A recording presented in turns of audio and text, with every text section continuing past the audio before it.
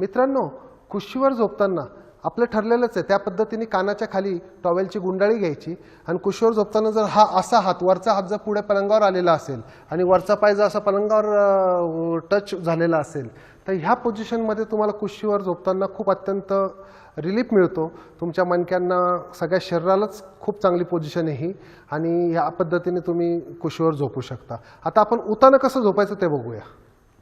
उतानं झोपताना आपलं ठरल्याप्रमाणे ही जी टॉवेलची गुंडाळी ही मानेखाली किंवा खांदा आणि मान जिथे जॉईन होतात त्या पॉईंटला घ्यायची, त्याच्यावरनं हे डोकं खाली गेलेलं असेल आणि त्याचप्रमाणे गुडघ्याखाली जर तुम्ही उशी घेतली तर तुमचे हे पाय वर उचलले जातात, मणका सरळ होतो आणि मणक्याला खूप छान आधार मिळतो. त्याच्यामुळे उताना असं झोपताना तुम्हाला खूप रिलीफ मिळू शकतो. कंबरदुखी मनकेदुखी असणाऱ्यांना तर जास्तच फायदा होऊ शकतो. मित्रहो, बऱ्याच मंडळींना तासनतास टेबल आणि खुर्चीवर बसून काम करावं लागतं आणि अशा वेळेस जर खुर्ची योग्य नसेल, बसायची पद्धत योग्य नसेल तर कमरेला खूप त्रास होऊ शकतो. कारण आपले कमरेचे स्नायू लवकर थकतील आणि त्याच्यानंतर मणक्यावर आणि मणक्याच्या सांध्यांवर लोड येऊन मणक्याची झीज सुरू होईल. बरेचसे मंडळी बसताना अशा पद्धतीने बसतात. जेव्हा तुम्ही असं बसता तेव्हा कंबर आणि खुर्चीच्या मध्ये ही गॅप जी राहते ही अत्यंत धोकादायक आहे. ह्या गॅपमुळे ह्या कमरेला आधार मिळत नाही आणि कमरेला आधार न मिळाल्यामुळे कमरेची झीज प्रचंड वेगाने होते. तर ही गॅप राहिली नाही पाहिजे. त्याच्याकरता तुम्ही एक छोटीशी उशी कडकशी आपण कमरेच्या खाली अशा पद्धतीने ठेवू शकतो. सीटचा पार्ट थोडा मागे घ्यायचा आणि मग बसायचं आणि अशा पद्धतीने बसल्यावर हा आधार मिळू शकतो. तुम्ही असा कमरेला आधार मिळेल अशी खुर्ची देखील बनवून घेऊ शकता. कायमच जर तुम्हाला टेबल खुर्चीचं काम असेल तर खुर्ची बनवून घेतलेली उत्तम. आजकाल रेडीमेड असे बसण्याचे पट्टे पण येतात की जे कमरेला आधार देतात. परंतु कोणत्याही परिस्थितीमध्ये कंबर आणि खुर्चीमध्ये एक कणही गॅप राहिली नाही पाहिजे, तरच तुमचा मणका वाचणार. आता आपण खुर्चीतनं कसं उठायचं ते बघूया. बरेच मंडळी खुर्चीतनं उठताना गपकन असं उठून उभे राहतात. ह्या अशा पद्धतीने केल्यावर कमरेवर प्रचंड ताण येतो आणि कमरेची वाट लागू शकते, सियाटिका होऊ शकतं, स्लिप डिस्क होऊ शकतात. तर मित्रांनो, एक्झॅक्ट कसं उठायचं हे समजून घ्या. जर खुर्चीला हात असतील तर प्रथमतः तुमचे हात त्या खुर्चीच्या हातावर ठेवा. नंतर ही जे आपले दोन पाय आहेत, पायाचा एक पाय पुढे आणि एक पाय मागे, त्यातल्या त्यात दुखणारे ज्यांचा गुडघा दुखतो ते मंडळी दुखणारा पाय पुढे टाकू शकतात आणि हा जो दुसरा पाय आहे तो मागे ठेवू शकतात. हे ठेवल्यानंतर तुम्ही काय करायचं आहे, अर्धा भार हातावर थोडंसं पुढे सरकायचं आणि अर्धा भार हा हातावर आणि अर्धा भार हा पायांवर देऊन कंबर ताटच्या ताट ठेवून उचलायचं. हाताच्या ह्या ॲक्शनमुळे पायावर कमरेवर कुठेच लोड येत नाही आणि मग त्याच्यानंतर तुम्ही चालू शकता. बऱ्याच मेकॅनिक मंडळींना, कंपनीत काम करणाऱ्या लोकांना खाली वाकून कारखान्यांमध्ये वजनं उचलावे लागतात. बायका मंडळींना तर नेहमीच स्वयंपाकघरामध्ये काम करताना सतत खाली पडलेल्या वस्तू उचलाव्या लागतात आणि अशा वेळेस तुम्ही जर गपकन खाली पडलेल्या वस्तू वाकून उचलणार असाल तर त्याच्यामुळे ती चकती खटकन मागे सरकून ॲक्यूट स्लिप डिस्क होऊ शकते. पायाच्या नसेवर दाब येऊ शकतो आणि पायात कळा सुरू होऊ शकतात. तर मित्रांनो, तुम्ही कसं चुकीच्या पद्धतीने पहिल्यांदा वस्तू उचलतात ते बघा. अशा पद्धतीने तुम्ही जर वस्तू उचलली तर तुमच्या कमरेची वाट हमखास लागणार. याच्यामध्ये त्यांचे पाय ताटच्या ताट होते, वस्तू दूर पकडलेली, हात ताट आहेत, ही चुकीची पद्धत. आता योग्य पद्धत काय ते आपण बघूया. योग्य पद्धतीमध्ये जेव्हा तुम्ही जवळ येता तेव्हा गुडघ्यातनं खाली बसलं पाहिजे. त्याच्यानंतर ती वस्तू जितकी जवळ आणता तेवढी आणली पाहिजे आणि मग हळूच गुडघ्यातनं वर उचलून ही वस्तू छातीच्या जवळ यायला पाहिजे आणि हा जो अँगल आहे हा राईट अँगल हाताचा राहील. ह्या पद्धतीने तो राईट अँगल राहायला पाहिजे आणि अशा पद्धतीने वस्तू उचलली पाहिजे. म्हणजे वस्तू छातीजवळ पकडा, गुडघ्यातून खाली बसा आणि कोपर काटकोनात राहील याची काळजी घ्या. ही योग्य पद्धत.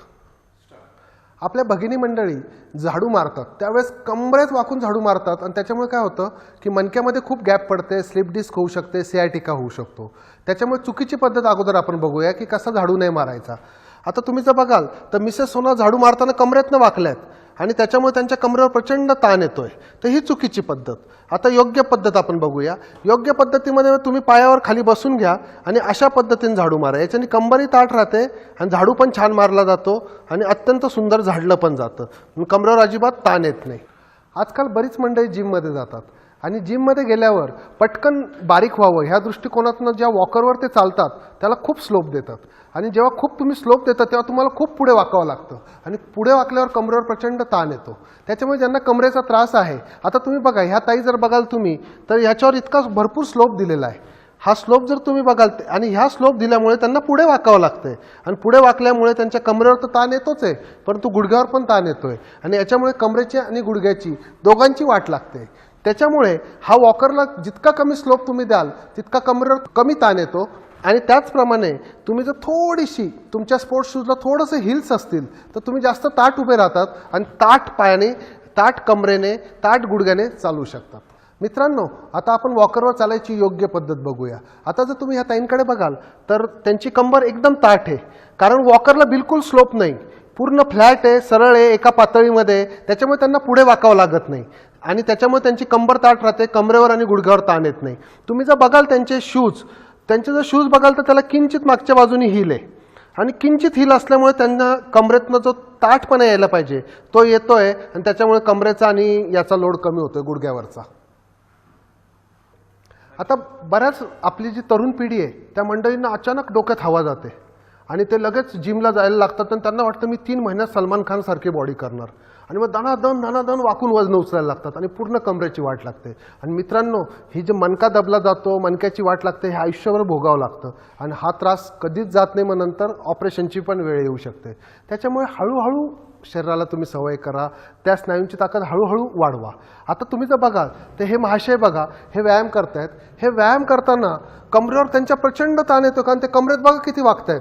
त्यांची पूर्ण बॉडी ह्या भागातनं पुढे वागते आणि जशी वागते ह्या कमरेवर ताण येतोय. तर अशा पद्धतीने कमरेवर लोड येणारे व्यायाम तुम्ही कधी करू नका. हे चुकीची पद्धत आहे. आपण योग्य पद्धतीने कंबर ताठ ठेवून पट्टा वापरूनच व्यायाम केले पाहिजे. आता आपल्या भगिनी मंडळी जेव्हा पोळ्या करतात तो इतक्या पुढे वागतात की त्या कमरेची वाट लागते. त्याच्यामुळे तुम्ही आता बघा, ह्या मिसेस सोनार आता पोळ्या करतायत, ही अयोग्य पद्धत. ह्या वागताना ही पूर्ण कंबर वाकवल्याशिवाय तिथं वजनच पडत नाही पोळीवर आणि त्याच्यामुळे काय होतं, कमरेवर ताण येतो, ती डिस्क मागे सरकते, म्हणजे स्लिप डिस्क होते. आता आपण योग्य पद्धत बघूया. पोळ्या करताना बायकांची कंबर ताठ राहिली पाहिजे. त्याच्याकरता एक छोटीशी आयडिया आहे. एक 4 इंच किंवा 5 इंचाची एक स्टेप किंवा पायरी आपण म्हणूया. जर आपण पायाखाली घेतली, आता बघा मॅडमनी पायाखाली एक 4.5 इंचाची स्टेप घेतली, त्याच्यानंतर तुमची कंबर ऑटोमॅटिक स्ट्रेट होते आणि तुम्ही प्रयत्न केला तरी सुद्धा पुढे वाकणं थोडं कमी होऊन जातं आणि त्याच्यामुळे कमरेवर ताण येत नाही आणि पोळ्यांवर वजन पण छान पडतं. सुरुवातीला सवय नसताना काही काळ तुम्हाला त्रास होईल, लागल्यावर तुम्ही ह्या पायरीशिवाय पोळ्याच करू शकणार नाही.